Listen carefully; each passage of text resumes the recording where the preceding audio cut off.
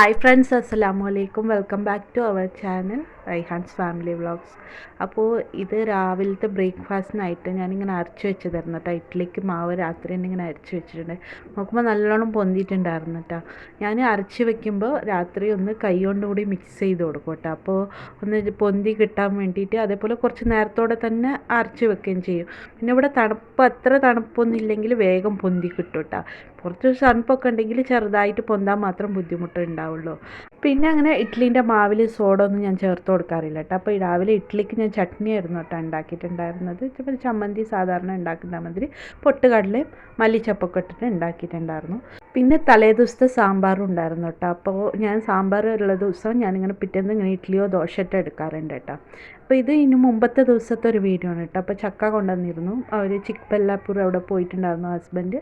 അപ്പോൾ ചക്ക കൊണ്ടുവന്നിട്ടുണ്ടായിരുന്നു കേട്ടോ. അത് കുറച്ച് മധുരം കുറവായിരുന്നു. അപ്പോൾ ബാക്കിയുള്ളതൊക്കെ എടുത്ത് ബാക്കി ഫ്രിഡ്ജിലും വെച്ചിട്ടുണ്ടായിരുന്നു കേട്ടോ. പിന്നെ ഇത് കുറച്ച് ലഞ്ചിന് ബീഫ് ബിരിയാണി ഉണ്ടാക്കാമെന്ന് വിചാരിച്ചിട്ട് കുറച്ച് ഉള്ളിയും തക്കാളിയും ഒക്കെ കട്ട് ചെയ്തെടുക്കണം കേട്ടോ. പിന്നെ ബിരിയാണീൻ്റെ ഡീറ്റെയിൽ വീഡിയോസൊന്നും ഞാൻ ഇട്ടിട്ടില്ല. കാരണം മുമ്പും 2-3 വീഡിയോസിൽ ഞാൻ ബീഫ് ബിരിയാണീൻ്റെതും ചിക്കൻ്റെതും മന്തീൻ്റെതൊക്കെ ഇട്ടിരുന്നിട്ട്. അപ്പോൾ ഡീറ്റെയിൽഡായിട്ട് വീഡിയോ ഒന്നും എടുത്തിട്ടില്ല.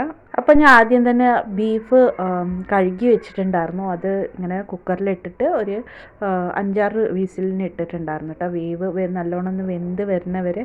അപ്പോൾ മഞ്ഞളും ഉപ്പും ഇട്ടിട്ടാണ് ഞാൻ വേവിക്കൽ. ചിലപ്പോൾ വെളുത്തുള്ളി ഇഞ്ചിൻ്റെ പേസ്റ്റ് കുറച്ചിടും, ഉള്ളിയൊക്കെ. ഇപ്പോൾ ഇത് വെറും ഉപ്പും മഞ്ഞളും മാത്രം ഇട്ടിട്ട് കുറച്ച് വെള്ളം ഒഴിച്ചിട്ടുണ്ട് കേട്ടോ. വെള്ളം അതിൽ എത്ര ഉണ്ടാവും എന്ന് പറഞ്ഞാൽ ഒരു കരിയോ എന്നുള്ളൊരു ഇതാണ് കേട്ടോ. അപ്പോൾ കുറച്ച് വെള്ളം ഒഴിച്ചിട്ട് വേവിച്ചെടുത്തിട്ടുണ്ടായിരുന്നു. അധികം വെള്ളമൊന്നും കൂടിയിട്ടൊന്നും ഉണ്ടായിരുന്നില്ല കേട്ടോ. അപ്പം ഞാൻ 1 kg അരിയും 1 kg ബീഫും ഇട്ടിട്ട് ഇങ്ങനെ വെക്കാമെന്ന് വിചാരിച്ചിട്ടാ.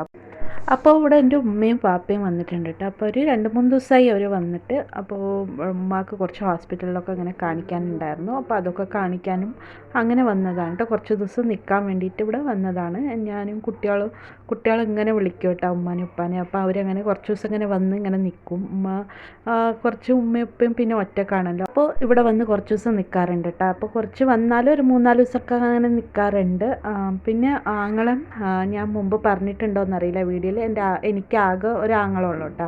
ഞങ്ങൾ 2 മക്കളാണ്. അപ്പോൾ എൻ്റെ ആങ്ങള പിന്നെ അവൻ്റെ വൈഫും അമേരിക്കയിലാണ് കേട്ടോ. അവനക്ക് അവിടെ ജോലിയായിട്ട് അവൻ അവിടെയാണ്.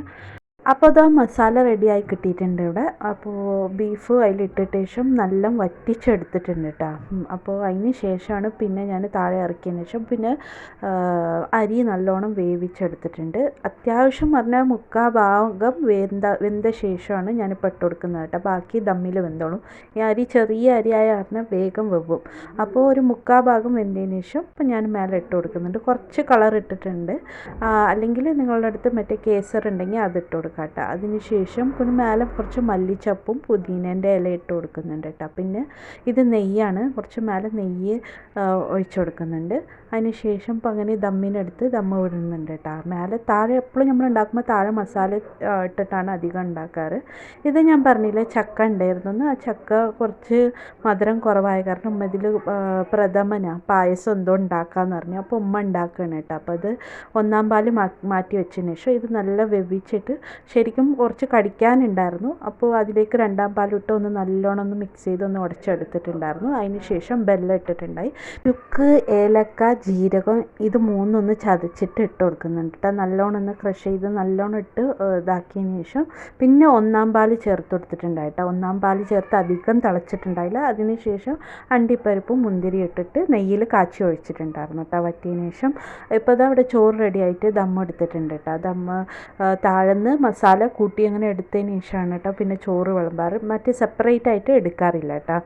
അപ്പോൾ ഇന്നത്തെ വീഡിയോ ഇത്രയേ ഉള്ളൂ. വീഡിയോ ഇഷ്ടപ്പെട്ടാൽ ലൈക്ക് ചെയ്യാനും ചാനൽ സബ്സ്ക്രൈബ് ചെയ്ത് സപ്പോർട്ട് ചെയ്യാനും ബെല്ലൈക്കൺ പ്രസ് ചെയ്ത് വെക്കാനും മറക്കരുത് കേട്ടോ.